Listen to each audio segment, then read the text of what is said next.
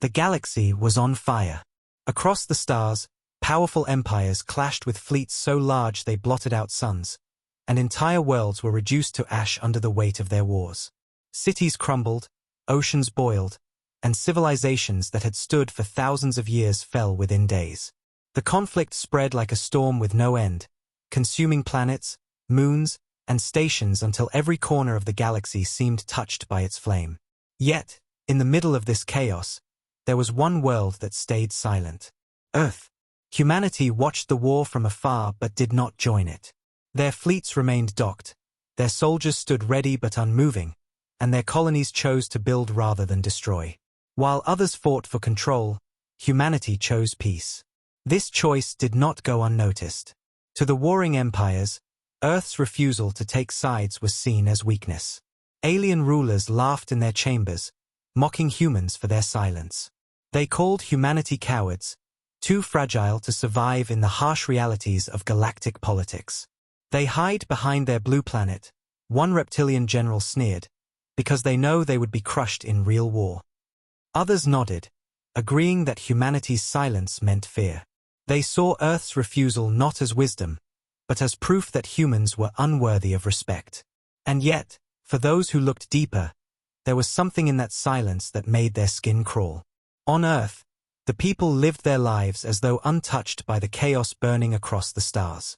Farmers tilled fields, children laughed in schools, scientists studied the mysteries of the universe, and families gathered beneath the same skies that had watched over humanity for millennia.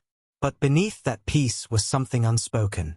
Humanity remembered its own history, the centuries of blood spilled on its own soil. They remembered the wars that had scarred their world, wars fought with fire, steel, and weapons of such destruction that their echoes could still be felt in stories and ruins. Humanity had fought itself harder than most species could imagine, and from that storm, they had built strength. Their silence now was not fear. It was choice. Aliens who had fought alongside humans in smaller conflicts whispered of this truth. They told stories of soldiers who refused to give up, of fleets that held the line even when outnumbered, of people who turned despair into fire. Do not mistake their silence, one avian veteran warned. It is not cowardice. It is restraint. But the galaxy, swollen with pride and arrogance, did not listen. They believed humanity was too small, too young, too fragile to matter. In their arrogance, they mocked the very thing that should have made them tremble. In the council chambers, debates grew heated. Some demanded humanity be forced into the war, to serve as pawns or resources. Others argued that humans were beneath notice, their refusal irrelevant to the greater conflict. But a few, older and wiser, shook their heads. They remembered the way humans had looked when challenged. They remembered the strange, unsettling calm of a species that had endured so much and still laughed. They knew that behind Earth's silence was something dangerous, something waiting. Still, the war raged on without humanity's hand in it. Fleets rose and fell. Empires won victories and then lost them within weeks. Entire species vanished, their names wiped away in the endless struggle for dominance. Through it all, Earth remained silent. Traders who passed through human space told stories of quiet colonies building in peace, of factories working without pause, of soldiers training without complaint. They are not weak, one trader whispered nervously. They are waiting. But few listened. It was easier to laugh at humans than to believe they carried strength. The silence of humanity stretched across years of war, and the galaxy grew used to it. Earth was dismissed as irrelevant, mocked as timid. Yet there were always a few who could not shake the feeling that the silence was too deep, too calm, too steady. Like the surface of an ocean hiding storms beneath. Like the quiet before thunder. They could not explain it, but they knew the humans were not like other species. Their silence was not emptiness. It was a warning. One alien elder, speaking quietly to his students, put it in simple words. You see them refuse war and you call them cowards, he said. But you are wrong. Humanity is a blade in a sheath. When they choose not to fight, it is not because they cannot. It is because they are waiting for the right moment. Pray you never see the day when they draw that blade. His students laughed, thinking his words were just the ramblings of an old mind. But his eyes remained fixed on the stars, filled with shadows of memories the young had forgotten. And so the galaxy burned, while Earth remained still. Humanity refused to join the conflict, and the stars mocked them for it. Yet in their silence lay a truth the galaxy could not yet see. Humanity was not bowing. Humanity was not afraid. Humanity was watching, waiting, preparing. Their silence was not surrender, it was defiance hidden beneath calm. And when the galaxy finally learned what that silence meant, it would already be too late. The galaxy had grown loud with war, and in that noise Earth's silence became a subject of constant mockery. The great empires clashed with fire and steel, fleets stretched across the void like rivers of light, and worlds fell into ruin. Yet through it all, humanity remained still. They did not send their fleets to fight beside allies, nor did they lend soldiers to join the endless bloodshed. They stood apart, watching as if the storm of war was nothing more than a distant fire. This refusal to join enraged some, but for most of the galaxy it became entertainment. Alien rulers laughed in their halls, mocking the small blue world that dared stay silent when giants fought. In the council chambers, arrogance echoed like thunder. The reptilian warlord, his scales gleaming under the chamber lights, rose from his seat and slammed his claws against the table. His voice was loud and scornful as he declared humanity weak, too afraid to step onto the battlefield. They hide behind their oceans and clouds, he roared. Because they know what would happen if they stood before us. They would be crushed, their cities turned to dust, their name forgotten. His words were met with cheers and slams of approval from his allies. They found comfort in the image of humanity as fragile prey. The insectoid matriarch added her voice, her wings buzzing sharply in irritation. She spoke of humans as cowards who feared true war, calling them parasites that survived only by staying in the shadows of stronger races. They are no warriors, she hissed. They are builders of small worlds, dreamers who think themselves equal to us. Their refusal proves their weakness. They cannot stand with the great powers, so they pretend to choose peace. Her voice dripped with venom, and her followers nodded eagerly, feeding on her arrogance as though it were truth. But not all in the chamber agreed. A feline envoy with golden eyes stood slowly, her tail twitching with unease. She reminded the chamber that arrogance had destroyed many empires before. She spoke of how humanity's silence was not the silence of fear, but of patience. You laugh at them now, she said coldly, but you do not hear what I hear. Their refusal is not weakness. It is warning. Her words hung in the air like a blade, sharp and unsettling, but they were quickly drowned out by the mocking laughter of others.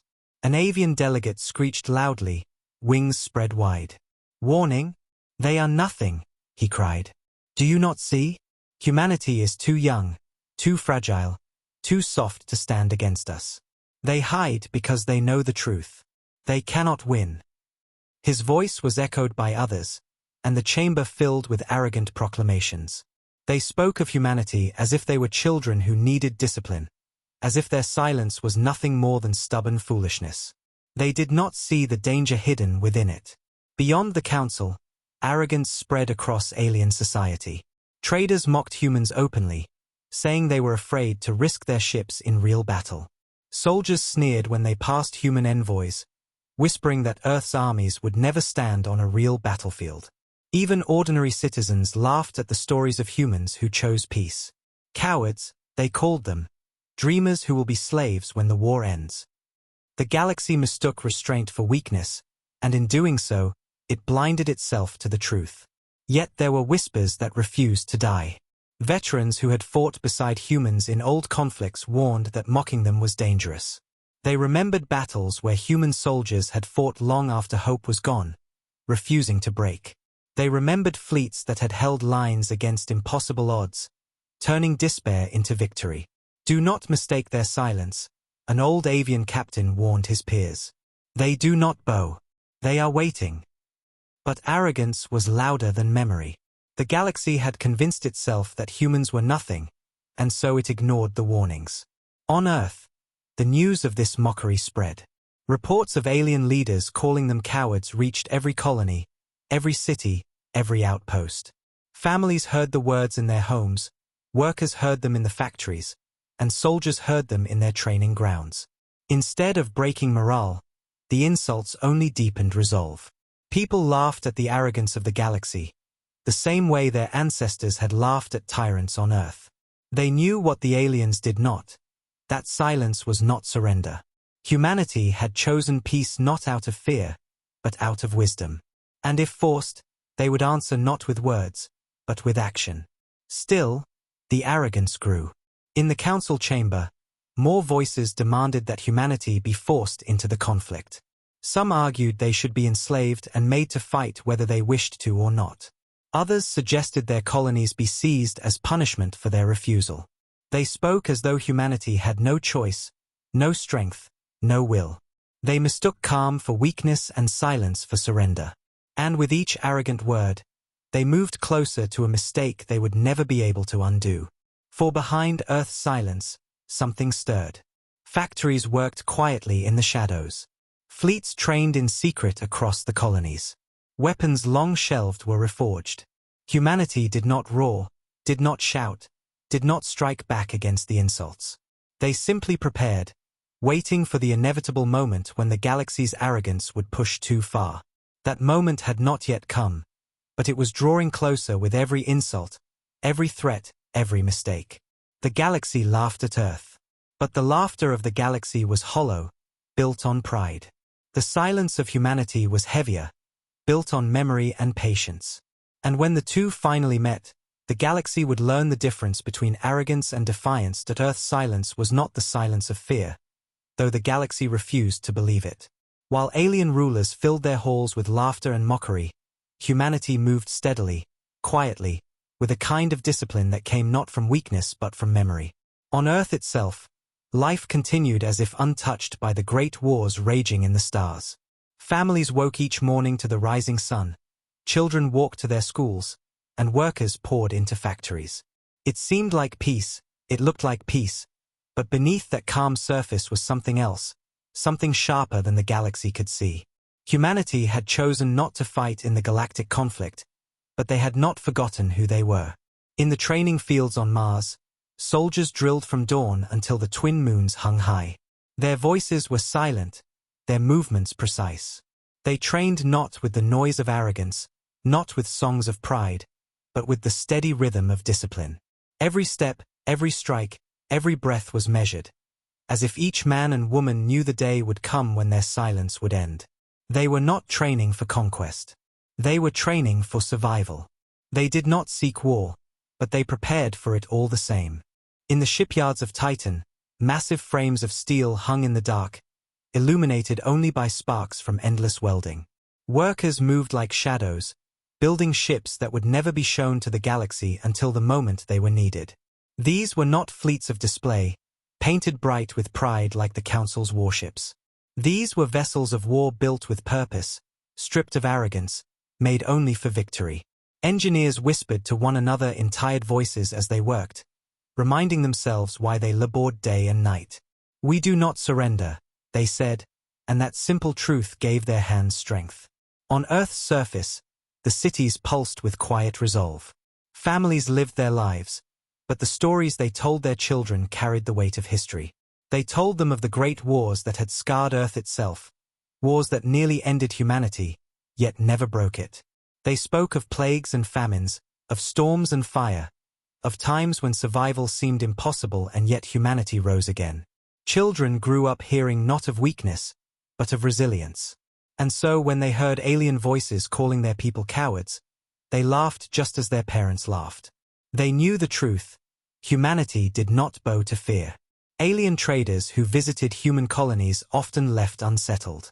They expected to see despair, perhaps shame, perhaps weakness in the people mocked by the galaxy. Instead, they saw calm faces, sharp eyes, and the quiet strength of a people who had endured worse than words. One trader whispered to his crew as they left Earth's orbit, "They are not cowards. They are waiting." But when he spoke of it to others, he was laughed at. The galaxy's arrogance was too heavy to break with a single voice. In the council, reports of human activity were dismissed as irrelevant. They heard rumors of factories running at full capacity, of colonies strengthening their defenses, of fleets training in silence. Yet the arrogant rulers waved it away. They are building for show, the insectoid matriarch hissed. They want us to think they are strong, but when we strike, they will fall. The reptilian warlord bared his fangs and declared that no amount of human training could match the armies of the council. Their pride blinded them to what was coming. Meanwhile, humanity's refusal to fight was not only for themselves. They chose peace because they had known the price of war too well. They knew what it meant to see cities burn, to watch children cry in the ashes, to bury generations lost to battles that solved nothing. Earth's leaders remembered, and so they chose silence. But silence is not weakness. Silence is patience. And patience, when born from survival, becomes more dangerous than any roar. In the colonies of Europa, children played near the ice domes while soldiers stood watch. The people did not tremble when alien broadcasts called them cowards. They smiled instead, repeating the words as if they were jokes. Cowards, they said with laughter. But cowards do not build fleets in silence. Their calm unsettled the few aliens who saw it. This was not the behavior of a broken people. This was the behavior of a people who knew their own strength and had no need to prove it until the time was right. Everywhere across human space, the same truth grew. In silence, they built. In silence, they trained. In silence, they remembered their history. Their refusal to fight in the galactic conflict was not surrender. It was control. They would not be dragged into wars of arrogance. They would not bleed for empires that laughed at them. But should the day come when the galaxy pushed too far, when arrogance turned into provocation, humanity would answer. And that answer would not come in speeches. It would come in fire. The galaxy looked at Earth's silence and saw weakness. But those who knew humanity saw something else entirely.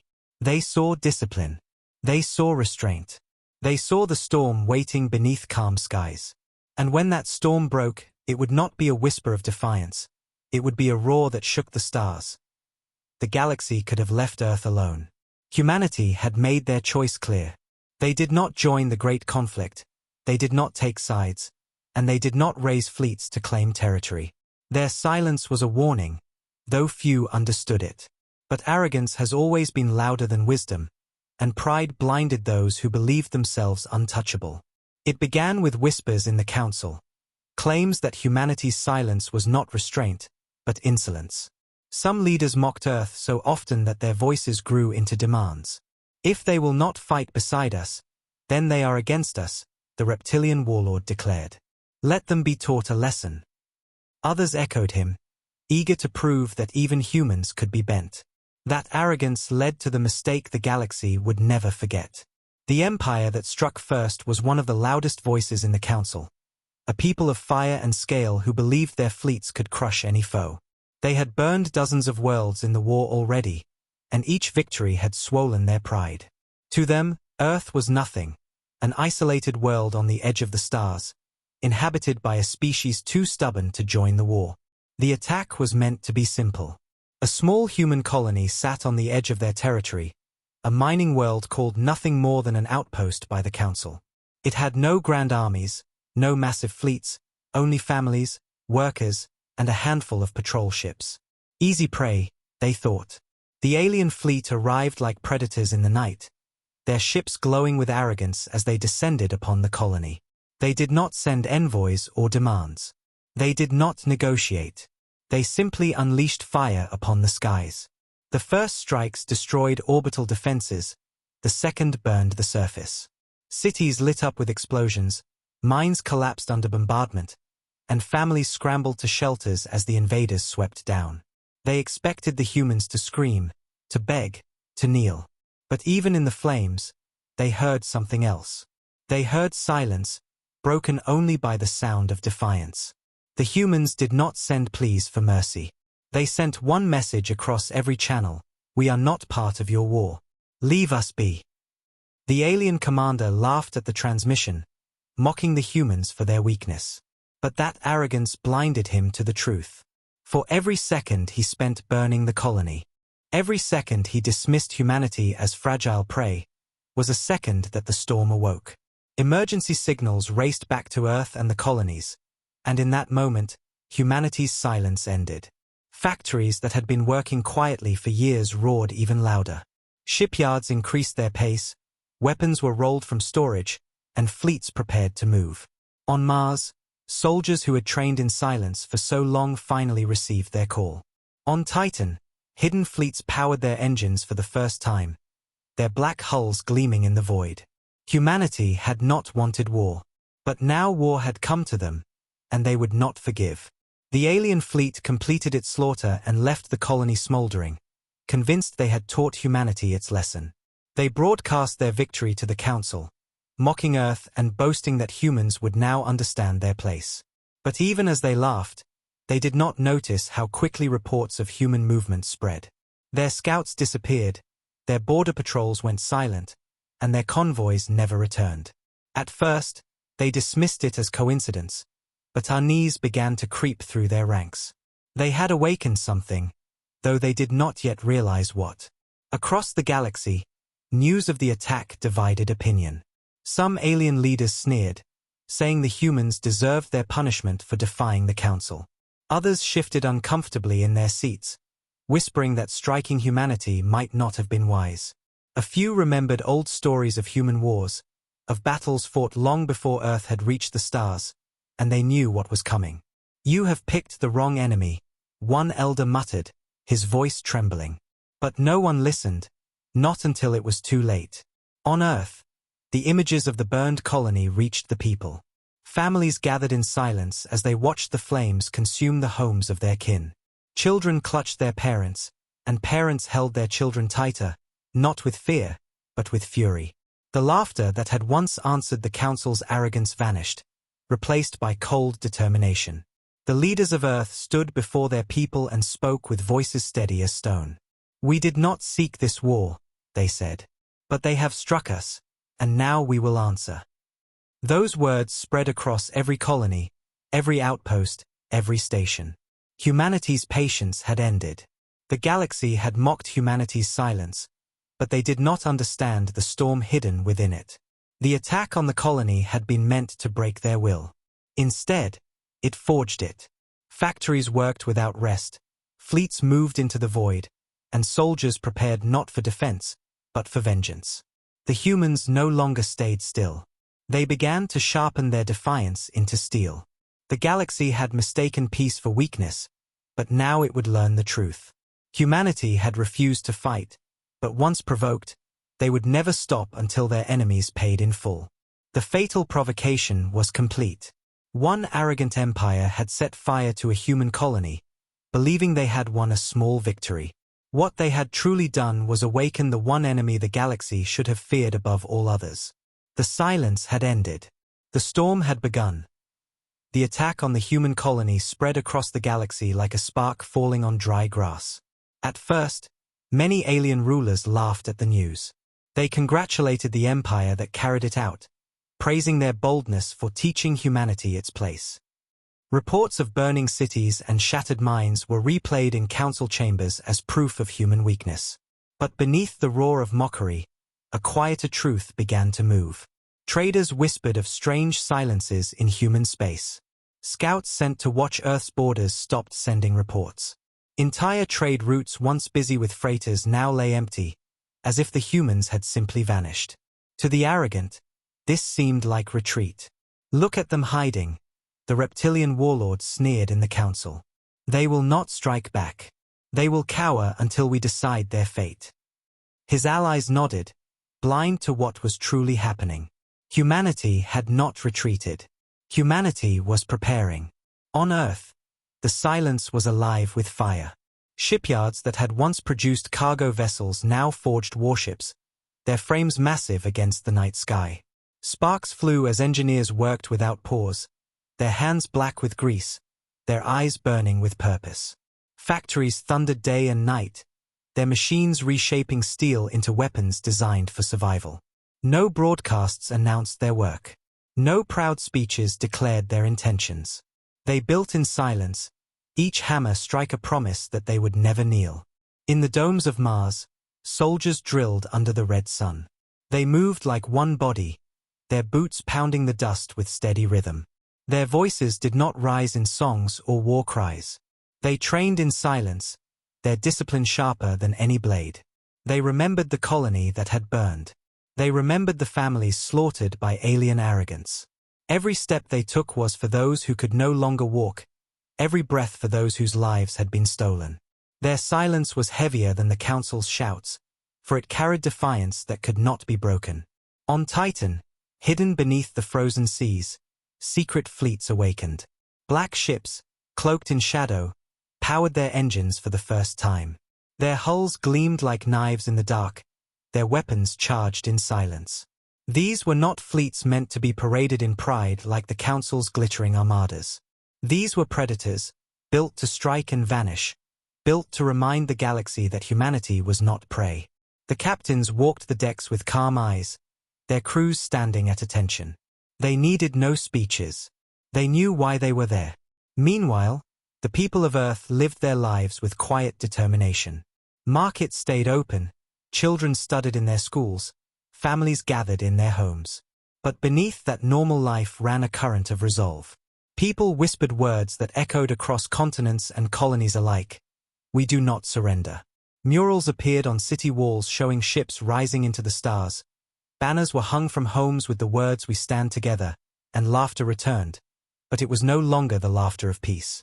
It was the laughter of defiance, sharp and unyielding. The Council mistook this silence for fear. They watched reports of darkened human colonies and empty patrol routes and believed humanity was hiding. They boasted that their attack had broken Earth's will, that humans had finally realized their weakness. But there were some who felt unease. The feline envoy's golden eyes narrowed as she studied the reports. "Do you not see?" she asked the chamber. "They are not hiding. They are gathering. They are building. And when they are ready, no wall, no fleet, no empire will stand against them." Her warning was mocked, her voice drowned in laughter. But her words were true, and the galaxy would soon learn their meaning. Whispers spread among traders who dared approach human borders. They spoke of fleets seen for only moments before vanishing, of stations fortified with weapons never before recorded, of colonies silent but strong. One trader described a sight he would never forget. An entire sky filled with human ships, black and silent, hanging above a world like shadows. "They did not fire," he whispered. "They did not speak. They only waited. And then they were gone." His tale spread, and though many dismissed it as rumor, it fueled a fear that even mockery could not smother. On the burned colony itself, survivors were rescued and brought back to Earth. Their stories ignited fury across the human race. They spoke of alien cruelty, of laughter in the faces of their pain. That memory hardened the resolve of every man, woman, and child who heard it. The galaxy had thought the attack would make humans submit. Instead, it forged them into iron. Earth's leaders met in silence, their eyes hard, their decision already made. They had refused war once, but they would not refuse it again. The gathering storm was invisible to those who did not wish to see it. The galaxy's rulers looked into human space and saw emptiness, weakness, retreat. What they did not see were the factories blazing through the night, the fleets rising from hidden shipyards, the soldiers sharpening their will with every breath. Humanity had chosen silence, but now that silence was no longer patience. It was preparation. It was the calm before thunder. And when the storm finally broke, the galaxy would understand what defiance truly meant. The silence ended in the cold emptiness of space. For months, the galaxy had mocked humanity's retreat, laughing at their quiet borders and vanished patrols. They mistook stillness for fear, but those who had warned otherwise were about to be proven right. On the far edge of Council territory, an alien fleet drifted with arrogance, its commanders boasting about their power. They had been part of the assault on the human colony, and their ships still bore the marks of victory. They believed the humans would never dare to strike back. But that belief shattered the moment the void itself seemed to move. From the darkness, human warships emerged like shadows breaking free from night. Their black hulls reflected no light, their engines burned with a deadly calm. They appeared without warning, no broadcast, no challenge, no declaration. The alien fleet scrambled to respond, but by the time orders were shouted, the first barrage had already been unleashed. Human weapons tore through shields as if they were paper, cutting through armor with precision. Explosions bloomed across the alien line, turning proud warships into burning wreckage. Panic filled the comms as alien voices screamed, begging for reinforcements, but there was no time. Within minutes, the fleet was gone, reduced to silence. The Council received the first reports with disbelief. Entire squadrons had vanished. Survivors described human ships moving faster than scanners could track, weapons striking with surgical accuracy, soldiers boarding with terrifying efficiency. One alien commander, his voice broken with fear, said, "They do not fight like us. They do not roar, they do not boast. They kill in silence." His transmission cut off in static, and he was never heard from again. More attacks followed, each one sharper than the last. Convoys disappeared on once safe trade routes. Patrols reported shadowy shapes in the void before vanishing. Stations that mocked humanity were found burning, their defenses overwhelmed in hours. The humans did not strike at random. They moved with strategy, dismantling the same empire that had attacked their colony. Piece by piece, they cut away its fleets, its supply lines, its strength. The Council tried to rally its forces, but the fear spreading among their soldiers was worse than any loss. Armies that once boasted of crushing humans now trembled at the thought of facing them. In the Council chamber, chaos erupted. The reptilian warlord, who had once shouted the loudest, now roared in desperation. "We must unite against them," he bellowed, slamming his claws into the table. "If we do not strike them down now, they will consume us all." But his voice no longer carried the same power. Many remembered how he had laughed at humanity, how he had insisted they were weak. Now his arrogance seemed like madness. The insectoid matriarch hissed in panic, demanding reinforcements for her worlds, but her once sharp voice cracked with fear. The feline envoy, who had warned them from the start, stood in silence as the chamber argued. When she finally spoke, her words cut through the noise like a blade. "You see now," she said, her eyes glowing with grim certainty. "You mocked their silence. You mocked their refusal. You struck their people, and now they answer. They will not stop. Not until you understand what defiance means." No one mocked her this time. The chamber was filled not with laughter, but with dread. On alien worlds, civilians cowered as rumors spread faster than news. They whispered of human fleets appearing above colonies, their black silhouettes blotting out the sun. In every story, the same pattern repeated. The humans did not boast, did not threaten. They appeared, they struck, and they vanished, leaving behind silence and fire. To the common people of the galaxy, humans were no longer just another race. They were shadows, storms in human form, predators that did not roar but killed with quiet certainty. On Earth, the people listened to the reports not with surprise, but with grim pride. They had endured the mockery of the galaxy, the attack on their colony, the endless arrogance of the Council. Now they answered in the only way they knew, with action. Families gathered around broadcasts, hearing the news of fleets destroyed, and though they did not cheer wildly, their eyes shone with a fire that words could not capture. Soldiers stood taller, workers in factories labored harder, and children repeated the phrase that had become a vow: "We do not surrender." In hidden bases across human space, commanders studied the maps of their victories and prepared for the next strike. They did not boast of what they had done. They knew the war was far from over. But they also knew the galaxy had learned something important. Humanity's silence had been a choice. Their laughter had been a warning. And their defiance was now written in the burning wreckage of fleets that once mocked them. The first response had come, and it had come with fire. The galaxy finally began to understand that humanity's refusal to fight had never been weakness. It had been restraint. And now that restraint was gone. The storm had broken, and no one could stop it. The first human strikes left the galaxy shaken, but what followed spread fear in ways no battle ever could. It began quietly, with whispers on distant worlds. Traders swore they had seen black silhouettes in the void, vast ships moving silently just outside planetary orbits. Colonies reported strange readings on their scanners, shadows that lingered for only moments before vanishing again. Some dismissed it as fear twisting the mind, but soon the stories grew too many to ignore. The humans were not simply fighting fleets at the edges of space anymore. They were moving closer. They were watching. The first capital to face them was not attacked in fire, but in silence. One morning, as its suns rose, the skies darkened under the shadow of human warships.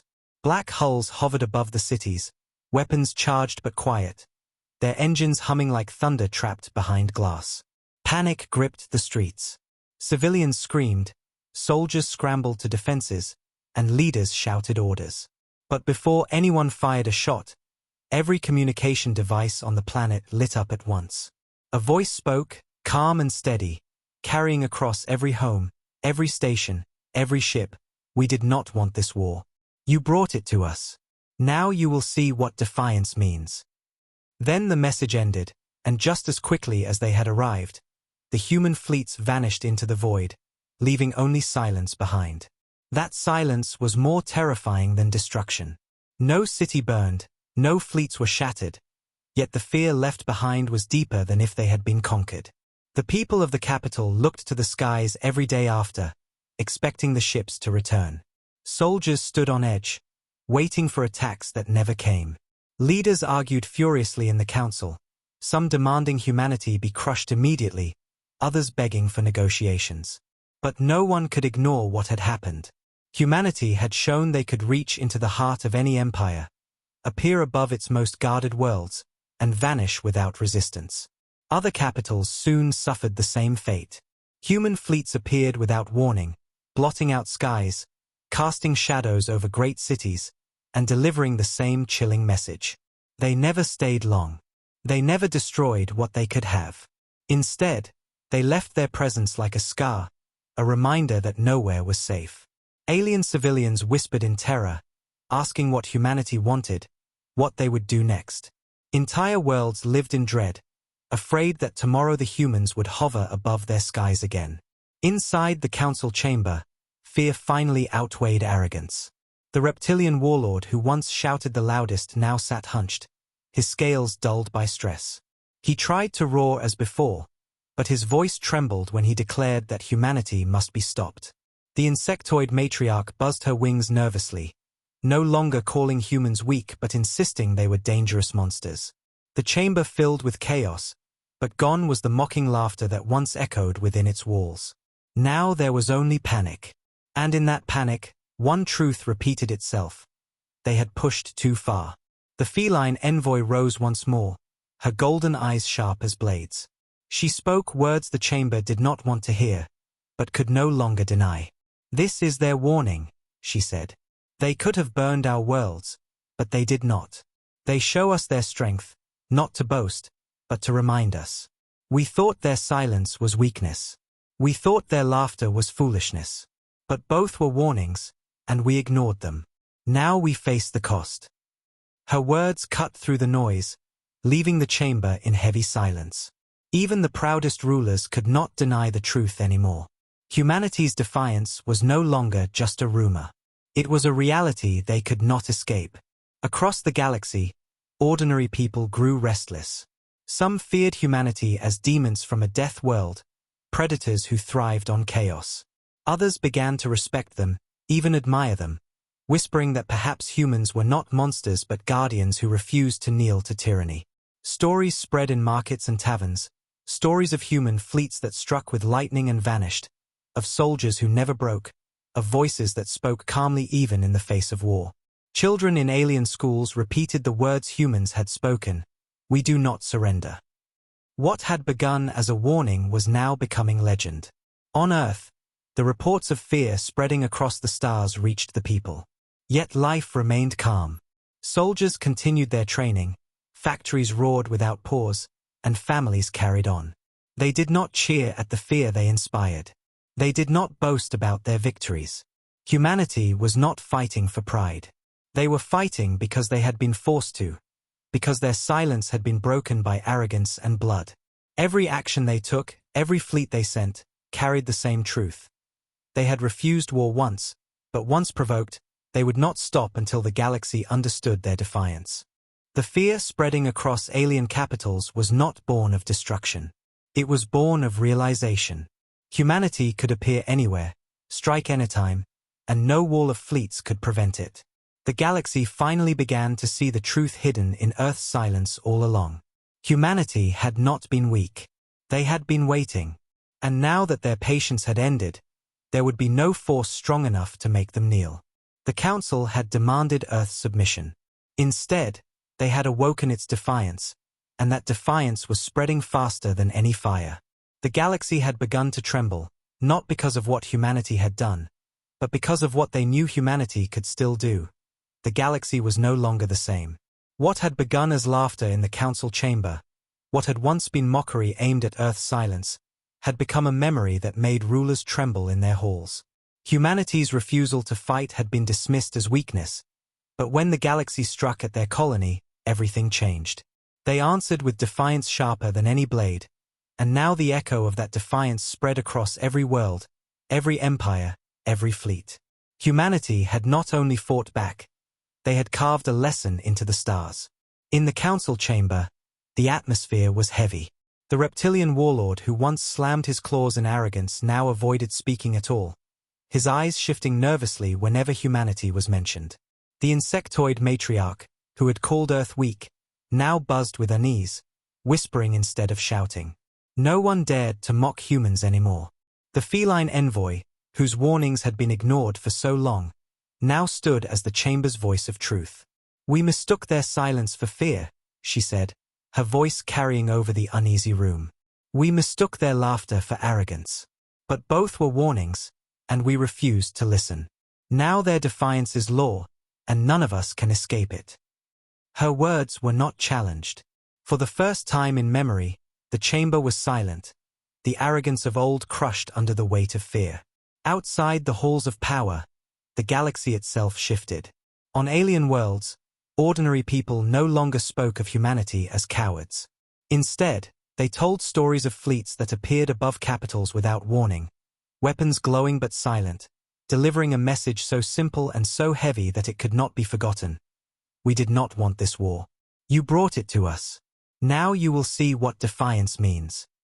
Parents told these words to their children as warnings and as lessons, whispering that to provoke Earth was to invite disaster. The humans had become a shadow over every empire, not by conquering worlds but by showing restraint when they could have destroyed them. That restraint was more terrifying than destruction, for it proved their power and their control. On Earth, the people did not celebrate with loud parades or festivals. They lived their lives as before, families gathering, children laughing, soldiers training. But in their hearts, they carried the memory of what had been done to their colony and the promise that it would never happen again. Their leaders spoke calmly, reminding their people that humanity did not fight for conquest or glory. They fought for survival, for their children, for their right to exist unbroken. "We do not surrender," they said, and those words became the heartbeat of Earth. Alien rulers began passing laws to protect themselves from humanity's wrath. Entire councils voted to outlaw attacks on human colonies, not from morality but from fear. Fleets were ordered to avoid human borders, not out of respect but out of survival. Humanity had become untouchable, not because they demanded it, but because their defiance had proved what would happen to anyone who pushed too far. The galaxy had learned that Earth's silence was not emptiness. It was patience. It was control. And when patience ended, the storm it unleashed could not be contained. The survivors of the burned colony became symbols of this lesson. They were welcomed back to Earth, their scars carried with pride, their voices heard across every settlement. They spoke not of despair, but of strength, reminding their people that the galaxy had tried to break them and failed. Their survival was proof that even in the face of overwhelming arrogance, humanity endured. Children grew up listening to their stories, repeating them as lessons of who they were and what they would never allow again. In taverns and markets, travelers told of the ghost fleets of humanity, warships that drifted at the edges of space, silent and unseen, watching everything. Some claimed the humans were always there, hidden in the shadows, waiting for arrogance to rise again. Others said the humans had no need to be everywhere. because the fear of them was enough. Either way, the result was the same. No one dared to provoke Earth. The galaxy had learned. The Council, once the loudest voice of arrogance, now carried a new fear in its silence. They had demanded Earth's submission, and in return they had received a lesson written in fire and silence. Humanity had shown them that refusal was not weakness. It was strength. Defiance was not just survival. It was law. And from that day forward, no one in the galaxy dared to cross it. Generations later, when the war had long ended and the names of fallen empires were forgotten, the story of Earth's defiance remained. Children across the stars repeated it in hushed voices. The tale of how humanity refused to fight until arrogance provoked them, and how their defiance reshaped the galaxy. Some told it as a warning, others as a legend, but all remembered its truth. Humanity did not bow. Humanity did not surrender. And when forced, their defiance shook the stars. The galaxy had demanded submission. Humanity had answered with silence, with laughter, with fire. And the lesson carved in the stars was eternal. Never mistake restraint for weakness, for the day it breaks, defiance will rise, and it will never fall.